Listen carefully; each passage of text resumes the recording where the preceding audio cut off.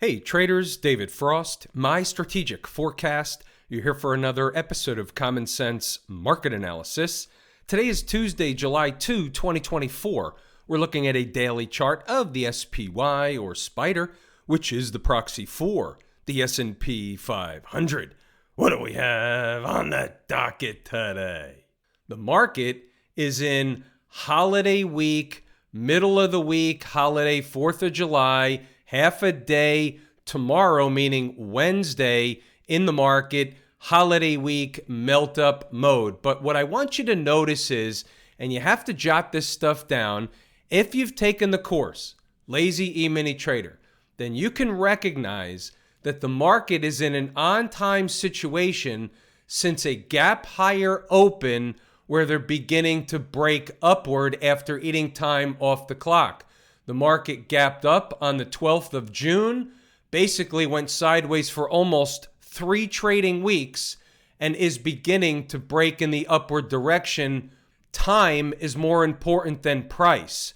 The numbers work in a lot of different ways. That's why this is part art form, part science.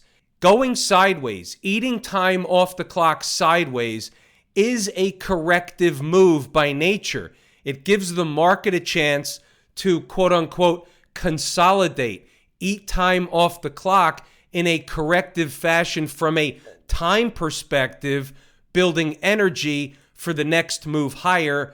That's what appears to be happening. Emphasis on the ing in italics.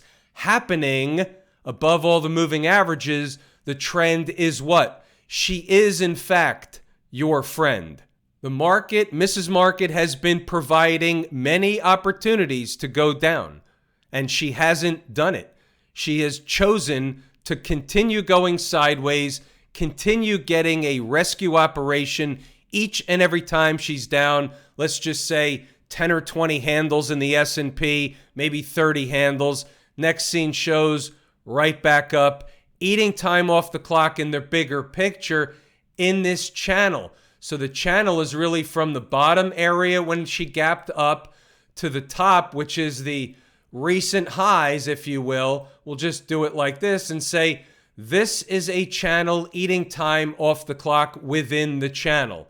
As long as she keeps doing that, a breakout above, obviously breakout operation, breakdown below, and she comes down to the trend line and the all-important 533.07. That's our most recent breakout area going back in time. And that's the way the S&P or SPY, SPX shapes up at this point in time. Apples, those are the apples. So I actually started this video a few minutes before the close today. It's not important. It's not relevant. They're still pushing up as I make this video. There's always some, but little reason to believe something's going to materially change in the next few minutes as the closing bell rings. It is a holiday week floater operation, melt-up operation. Since, by the way, they've been eating time off the clock in a sideways fashion, how high can they go out of this particular pattern, out of this channel? Well, there's no telling exactly how high they will go at new highs, but what I can tell you is this is the recipe for at least another 100 handles in the S&P. Doesn't mean this week, doesn't mean next week, just bigger picture scenario. She's poised, setting up camp to bolt on another 100 to 150 S&P handles. 5750, not that she has to get there, in the ES is the next semi-fat round number stopping point, magnetic place, if you will. We talk about it. I talk about it in the live room all the time.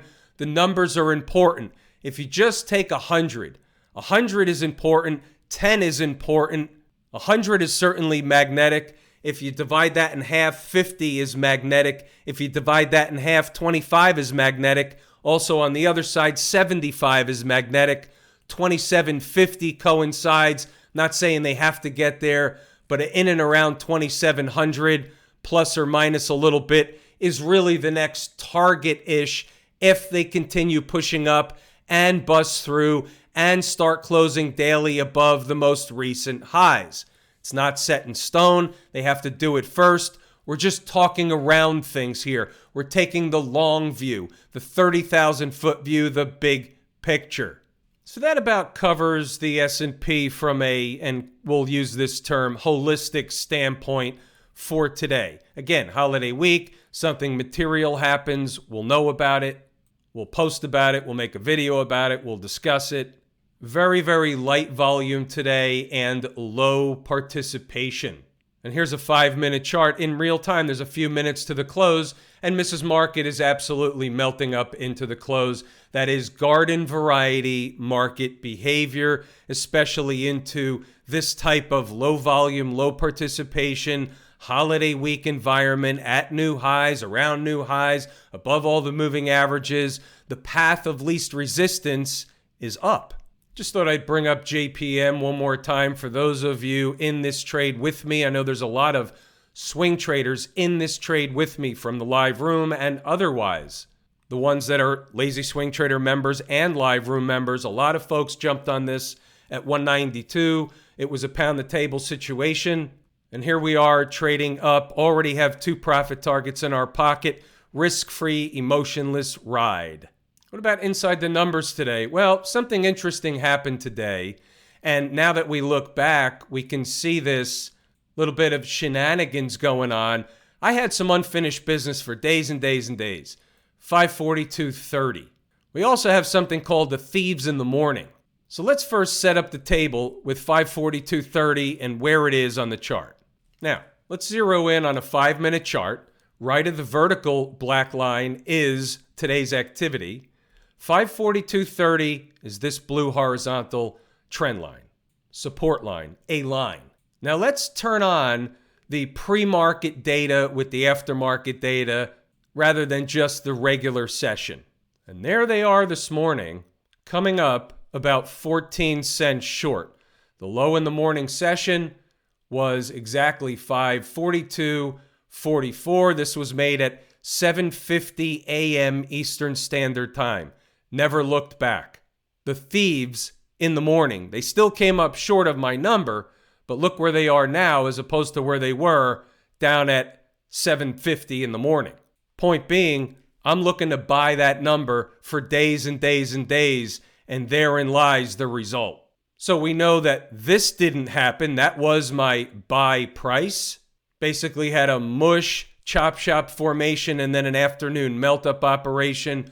I'm going to run through the notes, pause the video, read the notes, go back to the chart, and double check the work. It's all in here. There wasn't a great trading day of opportunity as we have a very slow, low participation tape, and that's just indicative of these type of times when you have a holiday type situation. Speaking of which, a little housekeeping. Inside the Numbers live room will be moderated by Jordan on Wednesday. It's a half a day. There will be no Inside the Numbers tomorrow, Wednesday. We'll be back on Friday. Market is closed on Thursday for the 4th of July Independence Day holiday. We did have some stocks on the move opportunities today. Lennar, PSTG, Roblox, and SE, nothing hit their entry objective, so they're all essentially off the board. However, but wait, there's more. I just had to show you this. Pure Storage, PSTG, getting a haircut / buzz cut at the opening bell. 60.44 was the number. They made a low of 60.50. They missed it by 6 cents, missed it by that much. And took off back in the other direction on a little bit of an intraday rocket ride. So be it. They didn't hit the number, but the takeaway is what? Repeat after me. The numbers work. Sometimes they come up short. Other times they spike them through. We know how that works. It's called splitting hairs over pennies. I have to give you the number. Most of the time, they hit the number. Sometimes they come up short like this. A little frustrating. Welcome to trading.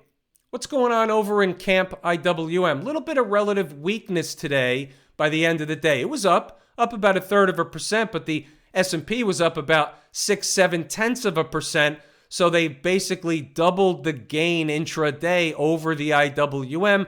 That is a hint of relative weakness. However, It's in a different position altogether on the chart, and we know that she can't really get going until she recaptures the convergence at minimum of these moving averages of the 20. Well, they're already at the 20, the 50 and the 100 period moving average. Frankly, they got to recapture 203.75 to make some hay. Different position on the chart. Talked about this last night and many times already. Lower highs, higher lows forming a triangle. In the middle of this triangle, she can go back and forth. Once she's at a time, she's at a time. And this is what I'm talking about.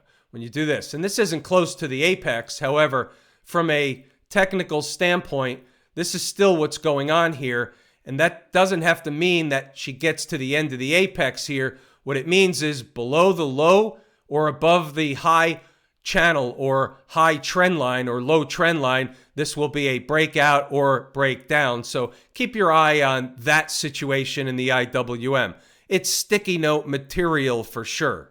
Another similar triangle for team transports on the weekly chart, daily chart in the middle of no man's land. Also note a little bit of relative weakness against the spiders, up on the day 0.4%, but not up equal to or more than the S&P. So we'll say it's a hint. We'll use the term hint. It's like a pinch of relative weakness. Nothing we're going to hang our hat on. Above all the moving averages, trend will once be her friend. Above 15,563 to be official is where she's going to turn back into the I'm bullish the transportation camp. What that does, it essentially sends them up to the top portion of this particular triangle. At one of these points, she can at any point break out above or break down below, but we know where it is, and we'll see what happens. Getting above this blue line will promote a move up to that particular point at the top of that channel or triangular pattern. What do we got with the Q people? Around new highs, same highs, former highs, around the highs. Nothing wrong with this tape. The trend is your friend. It's a melt-up situation. All she did was eat some time off the clock thus far above all the moving averages. Very similar to the spiders. S&P, ES, SPX. Any one of those, they're all the same. XLF, nothing wrong with the financials. Breaking above all the moving averages. That becomes, yes, you got it. The trend is your friend until it's not, until your shit gets thrown out the window.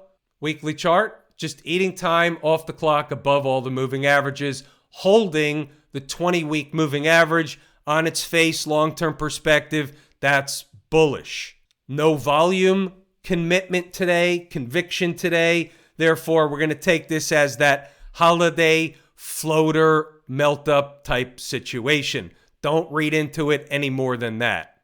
Smashmouth was putting in, still is putting in a bearish, flaggish pattern riding the 20-day moving average. They can break the chain by getting above Friday's high. That high is 226.40 until or unless they get above and close daily, stay above Friday's high. This is a bearish wedge. It's worth paying attention to. Is this going to be a canary in the coal mine, or is this going to get melted up with everything else? Quiet market, shorter video, shortened week, holiday week. We're going to give it a wrap here. Have I told you how much I appreciate each and every one of you? Without you, these videos, they're not possible. And that is true and accurate information. We're pulling the ripcord here today. I'm David Frost, My Strategic Forecast. Thanks again for tuning in to another episode of Common Sense Market Analysis.